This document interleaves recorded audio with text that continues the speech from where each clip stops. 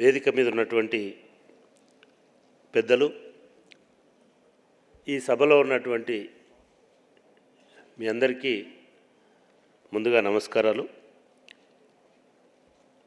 ఆది హిందూ మహనీయుడు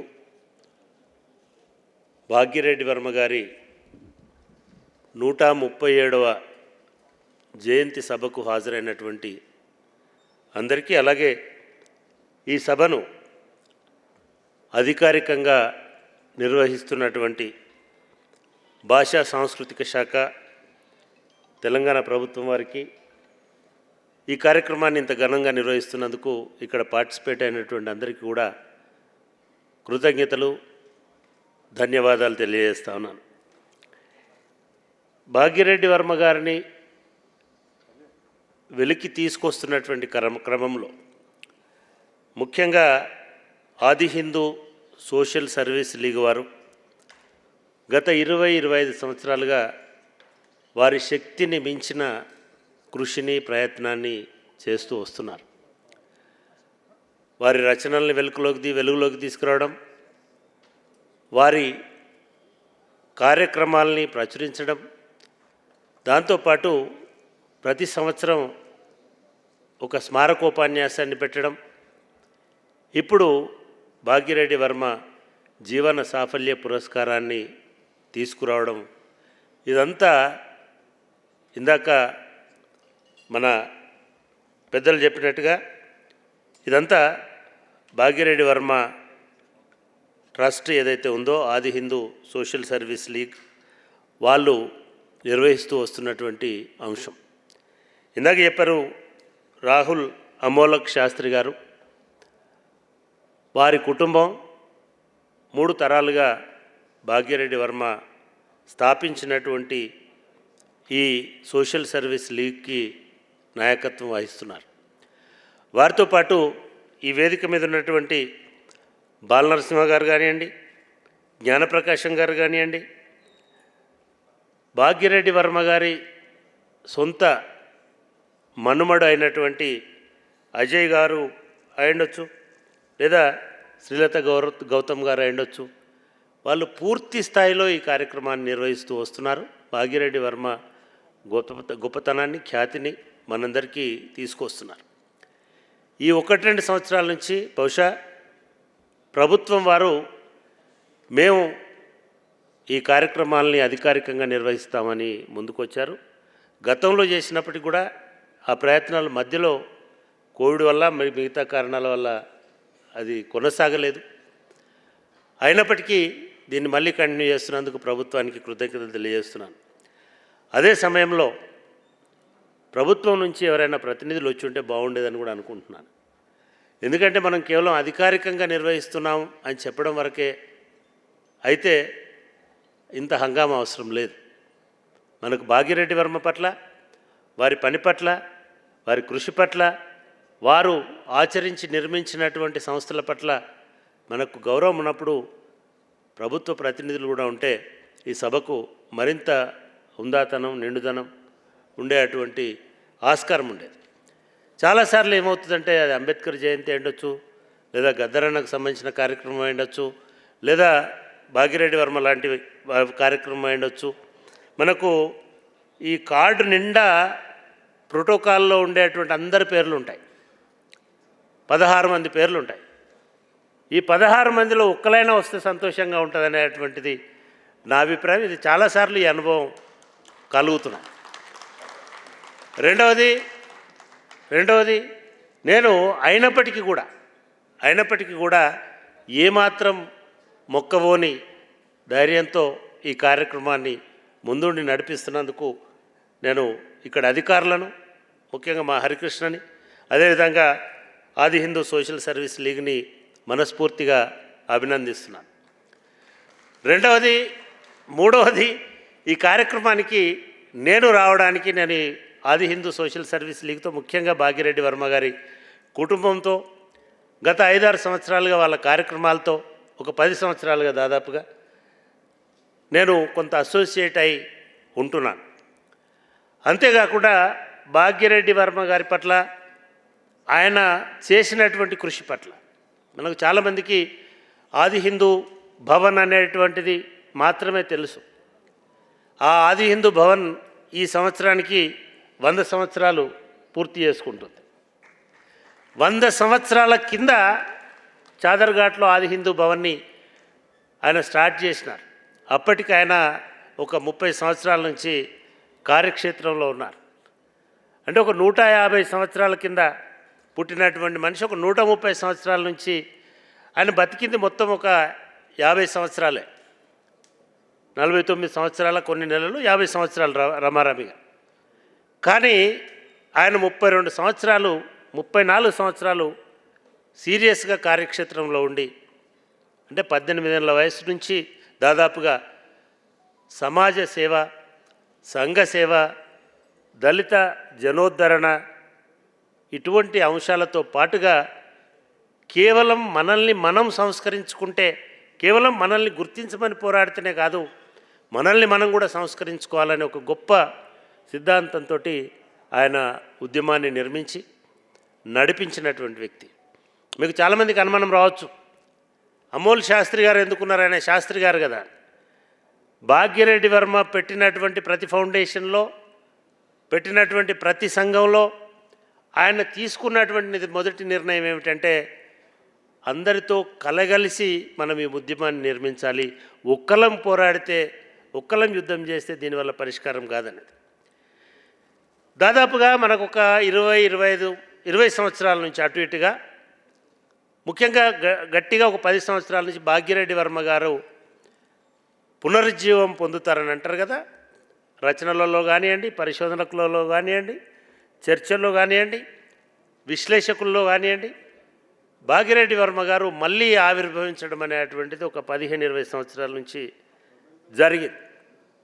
అంటే మనం కేవలం అంతకుముందు మనకు ఒకే ఒక్క చారిత్రక ఆధారం, గౌతమ్ గారు, అజయ్ వాళ్ళ నాన్నగారు భాగ్యరెడ్డి వర్మ గారి కుమారుడు గౌతమ్ గారు రాసినటువంటి పుస్తకాలు, ప్రచురించినటువంటి అంశాలు, అవి అప్పటి వరకు ఉన్నటువంటి ఆధారాలతో చాలా క్లుప్తంగా రాసినటువంటి అంశాలు, భాగ్యోదయమైన లేదా మిగతా ప్రచురణలు అయినప్పటికీ కూడా. ఆ తర్వాత పరిశోధకులకి ఒక కొత్త ఆసక్తి మొదలైంది. ప్రపంచవ్యాప్తంగా, ముఖ్యంగా భారతదేశంలో ఈ కొత్త ఆలోచన దృక్పథాలని టూల్స్గా మార్చుకొని కొంతమంది మేధావులు పనిచేస్తూ వస్తున్నారు. అట్లా పనిచేస్తూ వస్తున్నటువంటి మేధావులు, ప్రొఫెసర్లు, పరిశోధకులు లేదా చరిత్రకారులు, వీళ్ళు భాగ్యరెడ్డి వర్మలో ఉన్నటువంటి విద్వత్తుని, గొప్పతనాన్ని గమనించినారు. ఆ గొప్పతనం ఏమిటి అనంటే, మనం కాలాలను విభజించేటప్పుడు, ముఖ్యంగా దళిత బహుజన సమాజంలో కాలాలను విభజించేటప్పుడు పూలేది ఒక తరం అని చెప్తూ ఉంటాం. అదేవిధంగా తర్వాత తరంలో అంబేద్కర్ అని చెప్తాం. సరే, ఆ తర్వాత తరంలో మిగతా రాజకీయ ఉద్యమాలు ఏవైతే దళితుల పక్షాన, బహుజనుల పక్షాన వచ్చినాయో అవని చెప్తాం. వీటి అన్నిటికీ అతీతంగా అంబేద్కర్ గారి కార్యాచరణ కంటే ముందే ఒక మహా అద్భుతమైనటువంటి వేగుచుక్కలాగా హైదరాబాద్లో భాగ్యరెడ్డి వర్మ నిలబడ్డాడు. ఈయన మిగతా వాళ్ళలాగా పెద్దగా చదువుకోలేదు. ఈయన మిగతా వాళ్ళలాగా మిగతా అవకాశాలు రాలేదు. అయినప్పటికీ కూడా ఒక మామూలు యువకుడుగా, ఇంట్లోంచి పారిపోయినటువంటి ఒక సాధారణ దళిత నిరుపేద 6 సంతానంలో ఒక్కడిగా ఉన్నటువంటి ఆయన, తండ్రి చనిపోయిన తర్వాత తల్లి మీద కుటుంబ భారం బడి నడిపిస్తున్నటువంటి టైంలో ఆయన ఇంట్లోంచి అదృశ్యమైపోయినాడు, వెళ్ళిపోయినాడు. ఆయన ఎక్కడికి పోయినాడు? అప్పటికే హైదరాబాదులో ఒక మోడ్రన్ ఆలోచన, కొత్త తరం ఆలోచనలు హైదరాబాద్లో వస్తున్నాయి. సర్ సాలార్ జంగ్ రిఫార్మ్స్ అప్పటికే 10-12 ఏళ్ళ నుంచి అమలవుతున్నాయి. కొత్త ఆలోచనలు, కొత్త స్కూళ్ళు, కొత్త జీవన విధానం అనేది హైదరాబాద్లో మొదలవుతున్నది. అటువంటి టైంలో హైదరాబాద్కి అవతల ట్యాంక్ బండ్ అనేది లేదు, అప్పటికి బండ్ లేదు. కానీ హుస్సేన్ సాగర్ అవతల ఉన్నటువంటి ఇంకో కొత్త ప్రపంచంలోకి భాగీరెడ్డి వర్మ వెళ్ళిపోయినాడు. అక్కడ సికింద్రాబాద్ అనేటువంటి కంటోన్మెంట్ వచ్చింది, సికింద్రాబాద్ వచ్చింది, రైల్వే స్టేషన్ వచ్చింది. అట్లాగే మిగతా పల్లెలన్నీ కూడా పట్టణపు ఆనవాళ్ళతో వచ్చినాయి. దానికి తోడు కొన్ని వందల మంది బ్రిటిష్ అధికారులు, ఫ్రెంచ్ అధికారులు, డచ్ అధికారులు, అక్కడున్నటువంటి బ్రిటిష్ ప్రభుత్వానికి కేంద్రంగా ఉంది కాబట్టి, బ్రిటిష్ సైన్యానికి కేంద్రంగా ఉంది కాబట్టి సైన్యాధికారులు వీళ్ళందరూ వచ్చి సికింద్రాబాద్ అనేటువంటి ఒక కొత్త నగరాన్ని, ఒక ఇంగ్లీష్ నగరాన్ని హైదరాబాద్లో నిర్మిస్తూ వస్తున్నారు. అప్పుడు భాగీరెడ్డి వర్మ గారు ఒక యువకుడు, ఒక బాలుడు, ఒక 18, 12 ఇంకా తక్కువ అనుకుంటే 8, 19 సంవత్సరాలు, 10 సంవత్సరాల వయసున్న ఈయన ఒక క్యాథలిక్ లాయర్స్, ఫ్రెంచ్ లాయర్స్ దగ్గర పనిచేయడానికి పోతాడు. వాళ్ళు టెన్నిస్ ఆడుకుంటున్నప్పుడు బాల్ అందించేటువంటి బాల్ బాయ్గా పోతాడు. తర్వాత వాళ్ళ ఇంట్లో ఛాయలు అందించడానికి, లేకపోతే కూరగాయలు, రకరకాల పనులు చేయడానికి వాళ్ళు భాగ్యరెడ్డి వర్మ గారు, మీరు ఆశ్చర్యపోతారు, 1920 కంటే ముందే గృహ పరిచారికల సంఘం అనేటువంటి దాన్ని పెట్టారు. House servants association. ఇవాళ కూడా హైదరాబాద్లో హౌస్ సర్వెంట్స్కి అసోసియేషన్ లేదు. పని మనుషుల సంఘం అనేటువంటిది ఆ కాలంలో పెట్టి, ఈ పని మనుషులు పని చేస్తున్నందుకు అందరి యువకులను పోగేసి, సరే అప్పుడున్నట్టు 100 సంవత్సరాల కింది వైభవాన్ని మనం చూస్తే వేరే మొబైల్ ఫోన్లు లేవు, వేరే కమ్యూనికేషన్ నెట్వర్క్ లేదు. అప్పుడు ఆయన హరహర నాటక సమాజం అని చెప్పి ఒక నాటక సమాజాన్ని ఏర్పాటు చేసినాడు. ఈ నాటక సమాజం ప్రతి వారం ఎక్కడో దగ్గర కలవాలి. అప్పటికి ఇన్ని పబ్లిక్ ప్లేసులు లేవు, ఇన్ని కెఫేలు లేవు, ఇన్ని రకాల ఇరానీ హోటళ్ళు కూడా లేవు.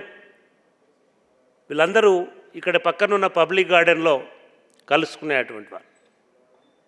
సరే, ఇట్లా చాలా చరిత్రను నిర్మించేటప్పుడు, లేదా ఒక చారిత్రాత్మక ఉద్యమాన్ని నిర్మించేటప్పుడు భాగ్యరెడ్డి వర్మ ఇవన్నీ చేసినాడు. అప్పటికి దళిత అనే పదం కానీ, దళిత ఉద్యమం కానీ, దళిత ఆలోచన పరులు కానీ ఇంకా రాయడం ప్రారంభించినటువంటి కాలంలో ఆయన ఒక పత్రిక ప్రారంభించి ఈ దళితులు, పేదల ఇక్కట్ల గురించి రాయడం మొదలుపెట్టినాడు. అవి కొన్ని పాటల రూపంలో ఉండొచ్చు, పద్యాల రూపంలో ఉండొచ్చు, ఉపన్యాసాల రూపంలో ఉండొచ్చు. ఇట్లా అనేక రకాలైనటువంటి అంశాలను ఆయన చేసుకుంటూ ఆ హరిహర నాటక సమాజం నుంచి వీటన్నిటినీ చేసుకుంటూ వచ్చినాడు.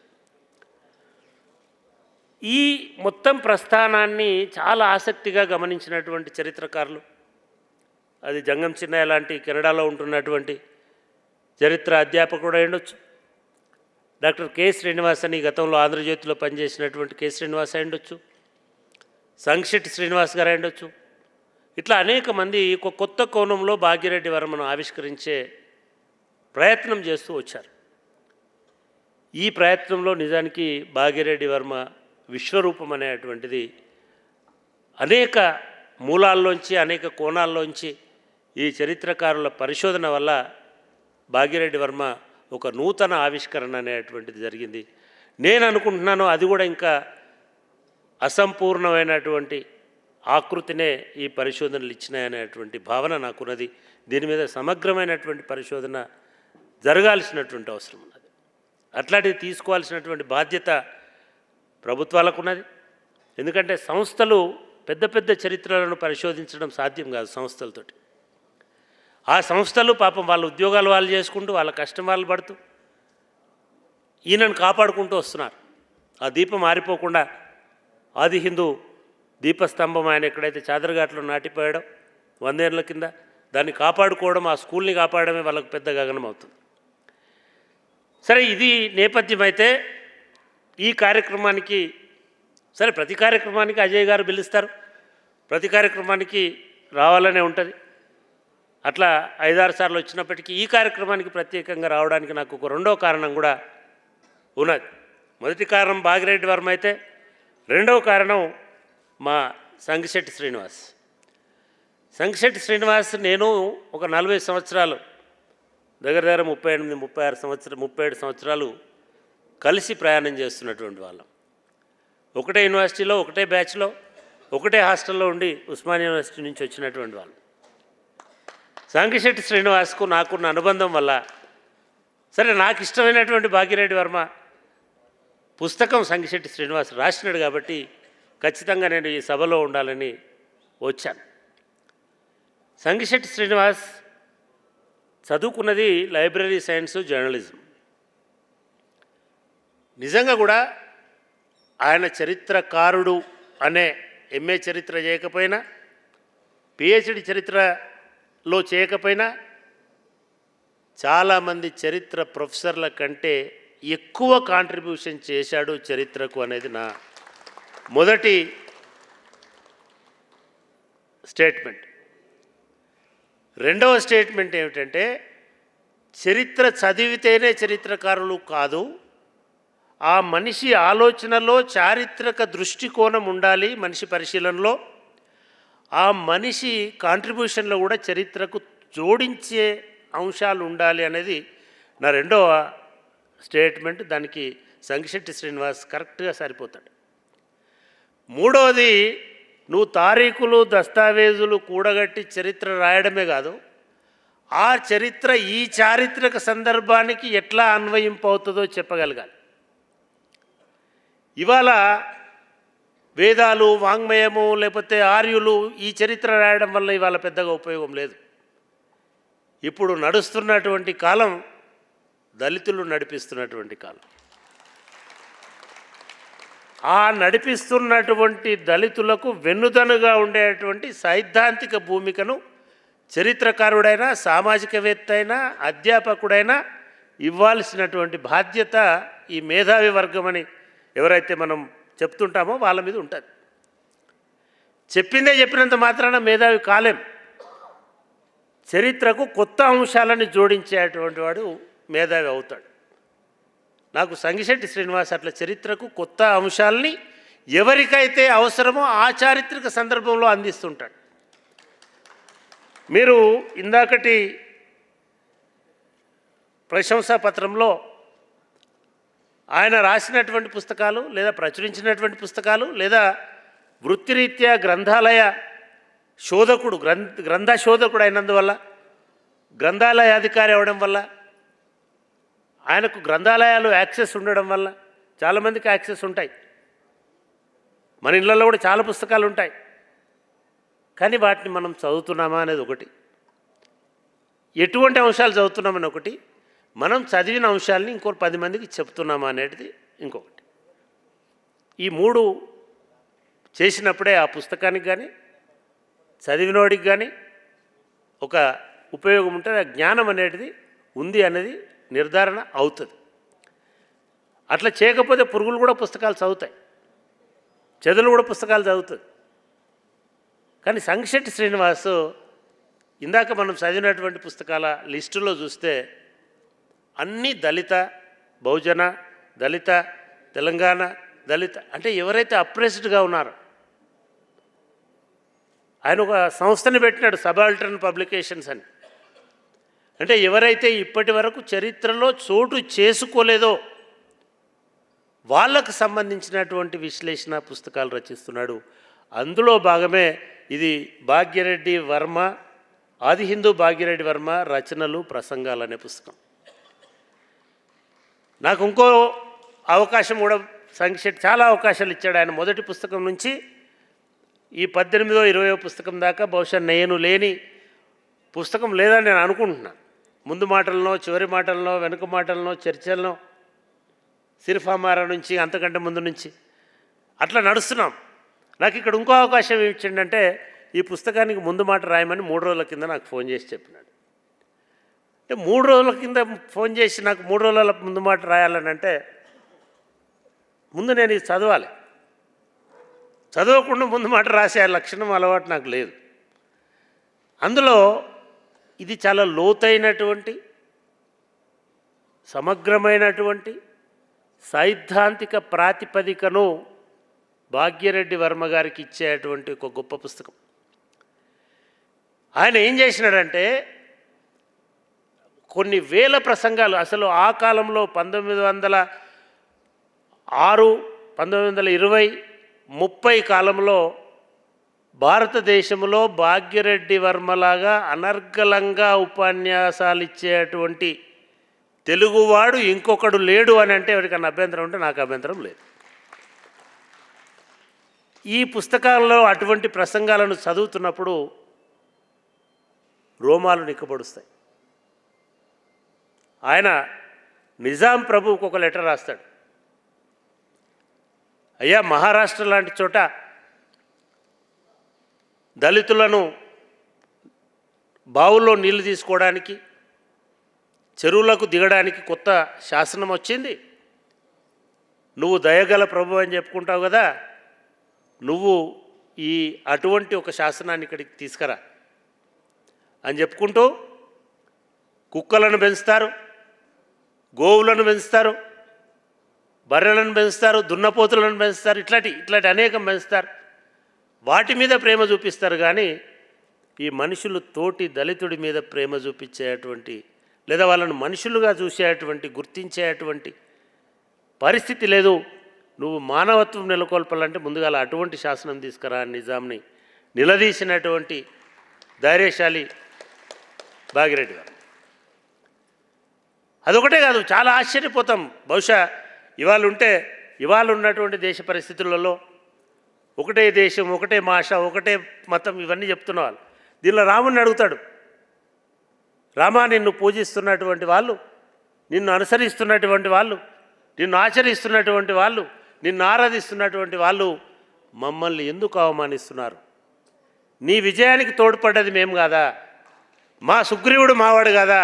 మా వాలి మావాడు కాదా? మా ఆంజనేయుడు మావాడు కాదా? మా కోతి మూక లేకుంటే నువ్వెక్కడుండేవాడివి అని దీనిలో అడుగుతాడు. మీ సీత ఎక్కడుండేటిది అని అడుగుతాడు. ఇట్లా పురాణాల మీద, లేదా హిందూ మతానికి ఏదైతే మూలమని చెప్తారో ఆ గ్రంథాల మీద, అందులో ఉన్నటువంటి దుర్నీతి మీద, అందులో ఉన్నటువంటి దళితులను అవహేళన పరిచే అంశాల మీద భాగ్యరెడ్డి వర్మ ఒక గొప్ప యుద్ధం చేసినాడు. నేను మళ్ళీ నా మిత్రుడికి నేను ధన్యవాదాలు, అభినందనలు తెలియజేస్తున్నాను. ఎందుకంటే ఈ అంశాలన్నీ ఒరిజినల్స్ నుంచి ఉటంకించి ఐజిటీస్గా అచ్చు వేసినాయి. రేపు మాలాంటి పరిశోధకులకు, లేకపోతే బయట ఉన్నటువంటి వాళ్ళకి ఇది ఒక ఆధార గ్రంథం అవుతుంది పరిశోధనలు చేయడానికి, వాదించడానికి, లేదా ఈ అంశాలని ముందుకు తీసుకుపోవడానికి. ఇటువంటి గ్రంథాన్ని తీసుకొచ్చినాడు కాబట్టి నేను ఇక్కడికి రావాల్సి వచ్చింది. భాగ్యరెడ్డి వర్మ ఇంకొక 2 అంశాలలో ఇవాళ చాలామందికి ఇప్పుడిప్పుడు ఆమోదిస్తున్నప్పటికీ దళిత అన్న, పంచమ అన్న, నిమ్న అన్న, హరిజన అన్న, లేదా ఇంకోటి అన్న, వీళ్ళు అవుట్ సైడర్స్ అనేటువంటి ఒక భావన ఉంది. భాగ్యరెడ్డి వర్మ గారు కూడా అదంతా రాసుకుంటూ మీ వేదాలలోనే చెప్పినారని చెప్తున్నారు కదా,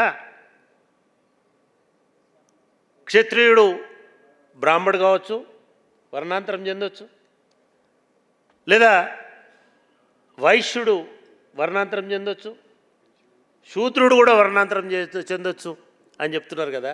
మరి మా పంచములకు కూడా అటువంటి కన్వర్షన్ ఇవ్వండి. You allow us to convert into your religion. నిజానికి ఇది ఇప్పుడు ప్రపంచం ముందట పెట్టాల్సిన, దళిత సమాజం పెట్టాల్సినటువంటి డిమాండ్. నువ్వు మతాన్ని మారొచ్చు, కన్వర్ట్ చేసుకోవచ్చు, కానీ కులాన్ని ఎందుకు మారే అవకాశం లేదు, వర్ణము ఎందుకు మార్చుకునే అవకాశం లేదు.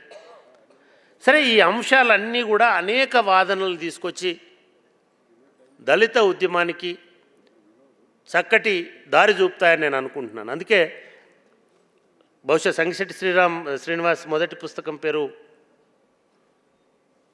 భాగ్యరెడ్డి వర్మ మొదటి పుస్తకం పేరేం పేరు? వేగుచుక్క. అందుకే భాగ్యరెడ్డి వర్మ ఒక వేగుచుక్క లాంటివాడు, అంటే మొదటి స్టార్, మొదటి చుక్క లాంటివాడు. అంటే మొట్టమొదలు ఒక చీకట్లోంచి వెలుగును ప్రసరింపజేసే కిరణాన్ని సృష్టించినటువంటి వాడు. ఆ కిరణమే ఆది హిందూ సోషల్ సర్వీస్ లీగ్. ఆది హిందూ సోషల్ సర్వీస్ లీగ్ మొదటి సంఘం కాదన్నది. అట్లాంటి ఒక 16 సంఘాల తర్వాత ఆయన ఒక సమగ్రమైనటువంటి సంఘం కోసం ఈ ఆది హిందూ సోషల్ సర్వీస్ లీగ్ని పెట్టినాడు. అదే వేరే సంఘం అంటే, కులం పేరుతో సంఘం అంటే దాన్ని ఎప్పుడో సమాధి చేసేటువంటి వాళ్ళు. అది మేము కూడా హిందువులమే, అయితే మేము మీకంటే ముందు హిందువులం, మేము కూడా మనుషులమే, మేము మీకంటే ముందు మనుషులు, మేము కూడా ఈ భారత భూమిలో పుట్టినటువంటి వాళ్ళమే, కానీ మీకంటే ముందు ఉన్నటువంటి వాళ్ళం. ఈ దేశం మా దేశం, మేమే ఇక్కడే ఆది వాసులం. ఈ నినాదం ఆది హిందూ నినాదం అనేది ఆది ద్రవిడ, ఆది ఆంధ్ర, మిగతా ప్రాంతాల్లో ఆది హిందూ ఒక కొత్త ఒరవడికి ఉద్యమానికి దారులు తీసినటువంటిది. దాని నేపథ్యం అంతా దీనిలో ఉంటుంది. ఇందులో అనంతపురంలో జరిగినటువంటి సమావేశాలు, జోగిపేటలో జరిగినటువంటి సమావేశాలు, హైదరాబాద్లో జరిగినటువంటి సమావేశాలు, ఆ సమావేశాలు జరిగిన తీరు, వాటి ఆహ్వాన సంఘాల లిస్టు చూస్తే 80% భాగ్యరెడ్డి వర్మ గారిని నడిపించినటువంటి వాళ్ళు అగ్రవర్ణాల వాళ్ళే. ఎలీట్ క్లాస్ ఆఫ్ హైదరాబాద్ ఒక రకంగా వారు చెప్పారు ఇందాక. సుప్రీంకోర్టు, హైకోర్టు అంటే అప్పటికి సుప్రీంకోర్టే, Hyderabad court is superior court, అంతే కదండి. There is no high court and supreme court, that is Hyderabad supreme court. దాని చీఫ్ జస్టిస్ భాగ్యరెడ్డి వర్మ అనుచరుడు, లేదా acting chief justice Bhagya Reddy Varma అనుచరుడు, లేదా అక్కడ ఉన్నటువంటి 10 మంది లాయర్లలో 6 మంది లాయర్లు టాప్ లాయర్స్ భాగ్యరెడ్డి వర్మ అనుచరులు అని అనుకున్నప్పుడు నిజంగా ఈ మొత్తము హైదరాబాద్ని విధాన నిర్ణయాలను భాగ్యరెడ్డి వర్మ శాసించగలిగాడు. ఇది దళిత వర్గాలు నాయకత్వం నేర్చుకోవాల్సినటువంటి మొదటి ప్రశ్న అని నేను భావిస్తాను. కులాలు, ఉపకులాలు, ఉపకులాలు ఈ స్థాయిలో కాదు, అన్ని కులాలను కలుపుకొని మనం ఒక కొత్త ఉద్యమాన్ని నిర్మించగలమా అనేది ఆలోచించాల్సినటువంటి చారిత్రక సందర్భం ఇది అని నేను అనుకుంటున్నాను. అది భాగ్యరెడ్డి వర్మ చేసినాడు అటువంటి సందర్భం. అట్లా చేయడమే కాదు, ఈ బలం వల్ల భాగ్యరెడ్డి వర్మకి ఒక గౌరవం, గుర్తింపు, ఆయన మాట అంటే ఒక వేదం అనేటువంటి స్థాయిలో తరతరాల బూజు అని మనం కొంతమంది నిందించినటువంటి నిజాం కూడా ఆయన మాట అంటే ఎంతో గౌరవం ఇచ్చినటువంటి సందర్భాలు ఒక 4-5 సందర్భాలని ఇందాక చాలామంది చెప్పారు. 26 పాఠశాలలు బాలికల కోసం, భారతదేశంలో అప్పటికి బాలికలు చదువుకోవడానికి అవకాశము లేనటువంటి సందర్భం అది. 1920లో బాలికలకు చదువు చెప్పేటువంటి అవకాశం, ఆస్కారం లేదు. అప్పుడు మీరు బాలికల విద్యా శాతం ఎంత ఉందని చూస్తే హైదరాబాద్ సంస్థానంలో 3%, 2% కూడా లేనటువంటి టైంలో అనేక సందర్భాలలో సురవరం ప్రతాపరెడ్డి లాంటి వాళ్ళు, లేదా రావిచెట్టి రంగారావు లాంటి వాళ్ళు తెలుగు చదువుకునే అవకాశం ఎందుకు ఉండదు అనుకుని ఆందోళన పడుతున్నటువంటి టైంలో ఈయన నిశ్శబ్దంగా వెళ్ళి 26 తెలుగు మీడియం పాఠశాలలకి ఒక రాష్ట్రం నుంచి తెలుగు మీడియం పెట్టుకోవడానికి అనుమతి, ఆమోదం తీసుకొచ్చినాడు. తీసుకొచ్చి తెలుగు మీడియంలో ఆ పాఠశాలను పెట్టినాడు. అవి 30 పాఠశాలలు, 40 పాఠశాలల దాకా అయిపోయి, మీరు అందరికీ వీలైతే హైదరాబాద్లో పురాణి హవేలీలో నిజాం పర్సనల్ మ్యూజియం అని ఉంటుంది, family museum. Nizam family runs that museum. దానిలో నిజాం పర్సనల్ కలెక్షన్స్ ఉంటాయి. ఆ నిజాం పర్సనల్ కలెక్షన్స్ అన్నీ చూసుకుంటూ పోతే సికింద్రాబాద్ అరుంధతీయ సంఘం, మన్య సంఘం, లేదా ఇంకో ఉప్పరి సంఘం, లేదా సాకలి సంఘం, ఇట్లాంటి వాళ్ళన్నీ మెమెంటోలు నిజాంకి ఇచ్చిన, రాజుకి ఇచ్చిన మెమెంటోలు ఉంటాయి. దానిలో ఒక చోట డాక్టర్ బిఆర్ అంబేద్కర్ గారి కొటేషన్ ఉంటుంది. ఆ కొటేషన్ సారాంశం ఏమిటంటే, ఆయన లండన్ వెళ్ళిన తర్వాత రౌండ్ టేబుల్ సమావేశం తర్వాత ఆయన స్టేట్మెంట్ ఇస్తాడు. భారతదేశంలో ప్రతి పాలకుడు, ప్రతి రాజ్యం హైదరాబాద్ నిజాం లాగా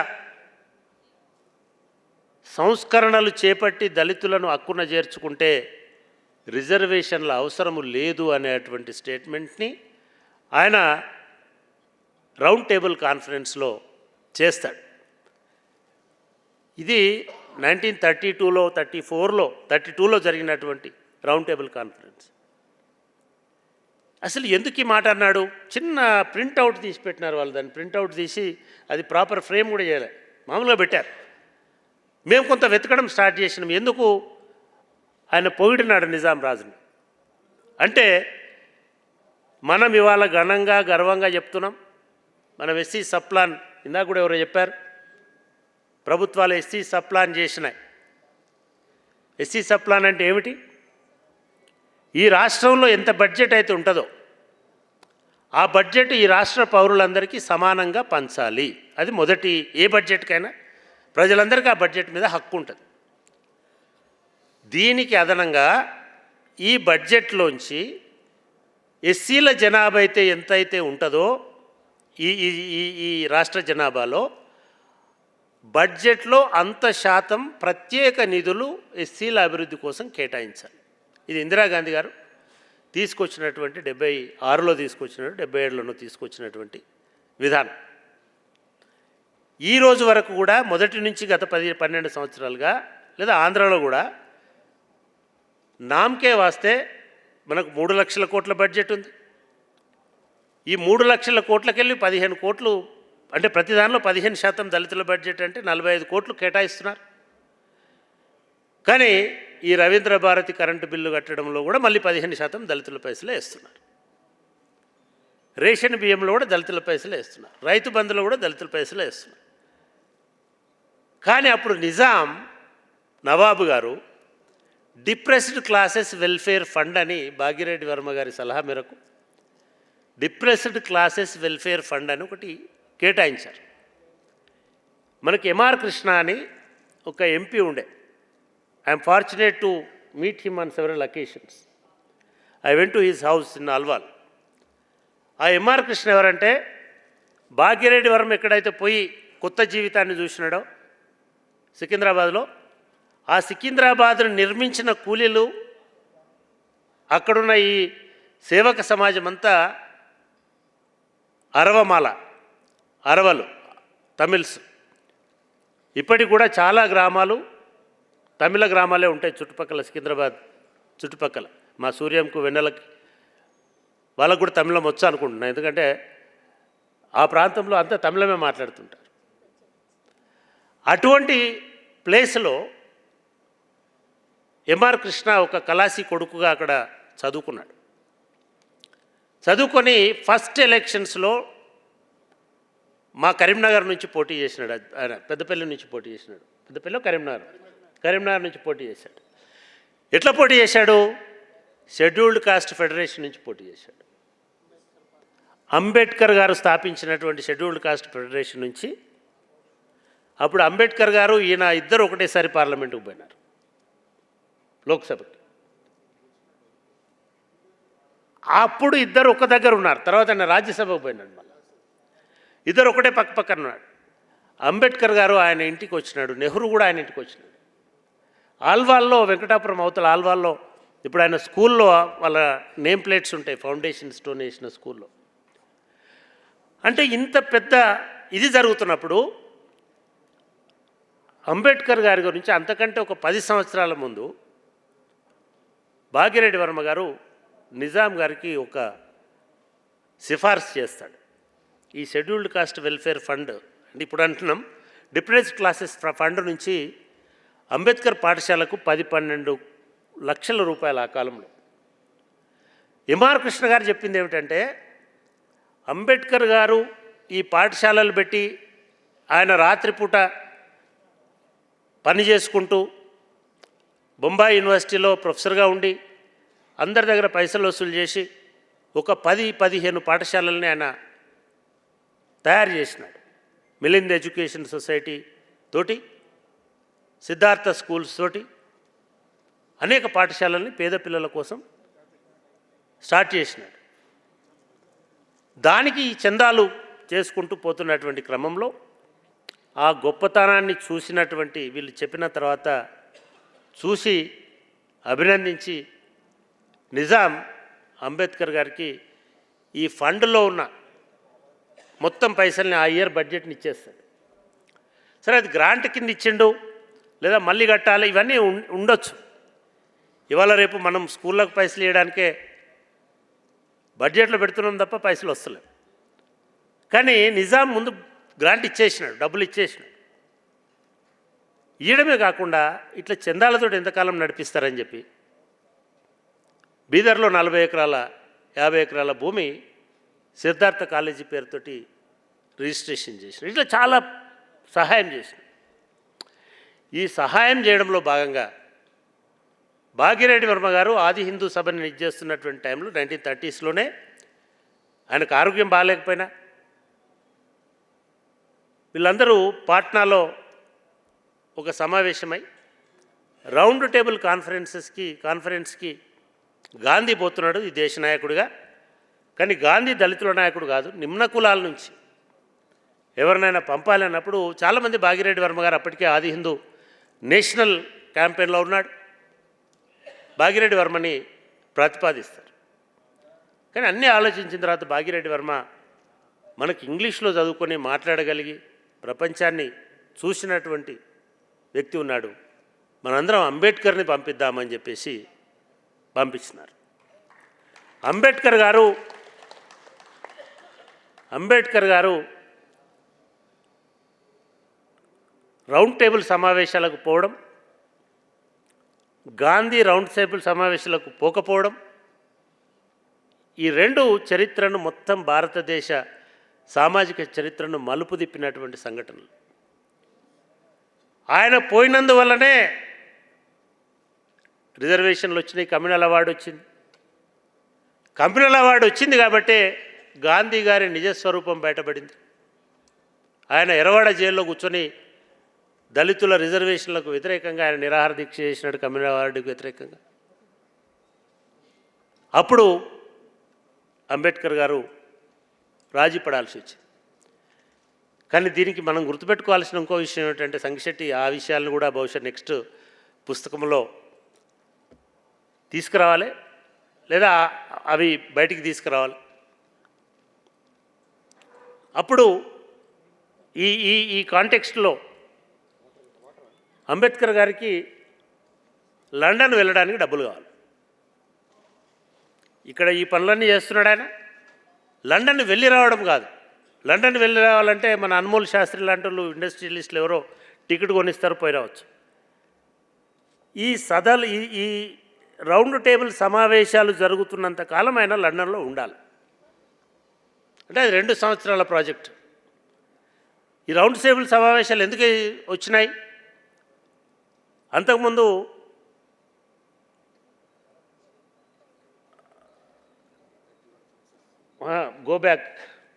సైమన్ గోబ్యాక్ అన్నాం కాబట్టి వచ్చినాయి. సైమన్ కమిషన్ అనేది భారతదేశ పరిపాలన ఎట్లుండాలి, అధికారాలు ఎట్లుండాలి, ప్రభుత్వాలు ఎట్లుండాలి చూడడానికి వచ్చింది. వచ్చినప్పుడు మన వాళ్ళు బైకాట్ చేసినారు, గాంధీ గారు మిగతా అందరూ. ఎందుకంటే సైమన్ వస్తే ఇక్కడ రిలీజియస్ లేదా మైనారిటీ రిజర్వేషన్స్ ఇస్తాడు, ఇది కావద్దు, దళితులకు రిజర్వేషన్లు ఇస్తాడు, ఇవి కావద్దు. దానికి వ్యతిరేకంగా కొట్లాడితే అప్పుడు ఇద్దరే సైమన్ వెల్కమ్ చెప్పినారు. ఒకటి పెరియార్ గారు, 2 డాక్టర్ బిఆర్ అంబేద్కర్ గారు. అంబేద్కర్ గారు సైమన్తో మాట్లాడాడు, సైమన్ కమిషన్ ముందట స్టేట్మెంట్ ఇచ్చాడు. దాన్ని చూసి సైమన్ అంబేద్కర్ని పిలవాలనుకున్నాడు. సరే, డబ్బులు లేనప్పుడు నిజాం గారికి ఈ ఫెడరేషన్ ఈ డిప్రెసివ్ క్లాస్ అసోసియేషన్ దానిలో భాగ్యరెడ్డి వర్మ గారు సలహాదారుడుగా ఉన్నారు. వీరిచ్చిన సలహా మేరకు అంబేద్కర్ గారికి ఒక గ్రాంట్తో పాటు నెల ఆయన లండన్లో ఉండడానికి కావాల్సినటువంటి స్కాలర్షిప్ని నిజాం మంజూరు చేసినాడు. చేసి అట్లా 2-3 సంవత్సరాలు డాక్టర్ బిఆర్ అంబేద్కర్ గారు లండన్లో ఉండి ఒక కొత్త రాజ్యాంగాన్ని 1935 కాన్స్టిట్యూషనల్ యాక్ట్ అని అంటారు, దానికోసం ఈ రౌండ్ టేబుల్ సమావేశాలు జరిగినాయి. దాంట్లో దాదాపుగా ఒక 6 చాప్టర్స్ని డాక్టర్ బాబాసాహెబ్ అంబేద్కరే రూపొందించినాడు. దాని నుంచే మనకు రిజర్వేషన్లు, దాని నుంచే మనకు బ్యూరోక్రసీ, దాని నుంచే మనకు శాసనసభలు, దాని నుంచే స్టేట్ సెంట్రల్ అధికారాలు ఇవన్నీ వచ్చినాయి. ఆ రకంగా భాగిరెడ్డి వర్మ ఒక తరాన్ని ఆయన వెనక్కి తగ్గుతున్నటువంటి టైంలో, ఆయన అనారోగ్య కాలంలో, లేదా ఆయన బహుశా ఎవరం ఊహించం జీవితంలో అంత త్వరగా భాగిరెడ్డి వర్మ గారు ఇదవుతారు. అట్లా అంబేద్కర్ గారిని ఒక కొత్త రూపంలోకి, ఒక కొత్త మార్గంలోకి తీసుకొచ్చి తనకు తెలియకుండానే, అంబేద్కర్ గారికి తెలియకుండానే అంబేద్కర్ అనేటువంటి ఒక మహానుభావుడికి మార్గనిర్దేశం చేసినటువంటి వ్యక్తిగా భాగిరెడ్డి వర్మ ఉన్నారు. నేను చాలా ఎక్కువ టైం తీసుకున్నట్టున్నా నేను ఇక్కడితో ఆపేస్తున్నాను. ఈ సందర్భంగా చాలా కాలం ఇక్కడ గవర్నమెంట్ కూడా ఎవరు లేరు, వినటోళ్ళు కూడా లేరు, కానీ బట్ మీ అందరి ద్వారా ఈ ప్రభుత్వానికి ఒక విన్నపం ఏమిటంటే, ఎవరెవరో విగ్రహాలు వస్తున్నాయి ట్యాంక్ బండ్ దగ్గర, ట్యాంక్ బండ్ చుట్టూ, లేదా హైదరాబాద్ నగరంలో. ఇందాక మా వెన్నెలమ్మ వాళ్ళ కళాకారులు పాడినారు, భాగ్యనగరానికే భాగ్యోదయం తీసుకొచ్చినటువంటి వ్యక్తి భాగ్యరెడ్డి వర్మ విగ్రహం లేదు. మేము 15 సంవత్సరాల నుంచి రకరకాల ప్రయత్నాలు చేస్తున్నప్పటికీ అది సమకూరలేదు, అది వీలు కాలేదు. నేను చివరికి పొన్నం ప్రభాకర్ గారు వస్తారమని వారికి కూడా ఫోన్ చేసిన, వారికి నాకు ఇన్ఫర్మేషన్ లేదని వారు చెప్పారు. మీ ద్వారా ఆయన హైదరాబాద్ మినిస్టర్గా ఉన్నారు కాబట్టి ఖచ్చితంగా ప్రభుత్వం రేవంత్ రెడ్డి గారు చాలా విగ్రహాలను పెడుతున్నారు, చాలా విషయాలు చెప్తున్నారు. కాబట్టి వారికి కూడా నేను విన్నపం ఏమిటంటే, భాగిరెడ్డి వర్మ వాళ్ళు ఏమి మన ఆస్తులు అడగట్లేదు, లేదా మన దగ్గర ఏమి ఇంకోటి తీసుకోవట్లేదు. ఆయన విగ్రహాన్ని ఒకటి పెట్టాలనేది వ్యక్తిగా, ఈ కుటుంబంతో పరిచయం ఉన్నటువంటి వ్యక్తిగా నా ప్రతిపాదన. రెండవది, ఇవాళ రోడ్డు వైడనింగ్ చేసుకుంటూ పోతున్నాం. ఆ రోడ్డు వైడనింగ్లో ఈ మొత్తం హైదరాబాద్ రాజ్యానికి, లేదా యావత్ దళిత జాతికి కీర్తి పతాకలాగా ఉన్నటువంటి ఆది హిందూ భవన్ కూడా ఇవాళ పోయే పరిస్థితి వచ్చేసింది. అది చాలా కుచించుకుపోతుంది. దానిలో ఒక పాఠశాల నడుస్తుంది ఇప్పుడు. నేను గతంలో కూడా పోయిన ప్రభుత్వాన్ని కూడా అప్పటి ఎడ్యుకేషన్ మినిస్టర్ని పిలిచి, సోషల్ వెల్ఫేర్ మినిస్టర్ని అక్కడికి పిలిపించి వారికి రిక్వెస్ట్ చేశాను. ఇవాళ మీరు యంగ్ ఇండియా స్కూల్స్ అని పెడుతున్నారు, దానిలో బాలికలకు ఏర్పాటు చేస్తున్నటువంటి పాఠశాలలకి భాగ్యరెడ్డి బాలికల గురుకుల పాఠశాలలను పెట్టాలి అనేటువంటిది ప్రభుత్వానికి నా రెండవ సూచన. అదేవిధంగా ఆది హిందూ భవన్ని ఇప్పుడు 100 సంవత్సరాలు అయింది. అది హెరిటేజ్లో ఉన్నా లేకపోయినా అది మా హెరిటేజ్ కాబట్టి, అది దళితుల హెరిటేజ్ కాబట్టి, ఆది హిందువుల హెరిటేజ్ కాబట్టి దాన్ని యథాతథంగా దాన్ని రిస్టోర్ చేసేటువంటి ప్రయత్నం కూడా, కాపాడే ప్రయత్నం కూడా చేయాలని ఈ 3 ప్రతిపాదనలు నా వైపు నుంచి పెడుతూ నాకు ఈ అవకాశం ఇచ్చినందుకు ఆది హిందూ సోషల్ సర్వీస్ లీగ్కి, అదేవిధంగా షెడ్యూల్డ్ కాస్ట్ వెల్ఫేర్ డెవలప్మెంట్ శాఖకి, ముఖ్యంగా భాషా సాంస్కృతిక శాఖకి నేను ధన్యవాదాలు తెలియజేస్తూ, నా గురించి చాలా మంచి మాటలు చెప్పినటువంటి నా మిత్రుడు దక్షిణమూర్తి కూడా కృతజ్ఞతలు తెలియజేస్తూ ముగిస్తున్నాను.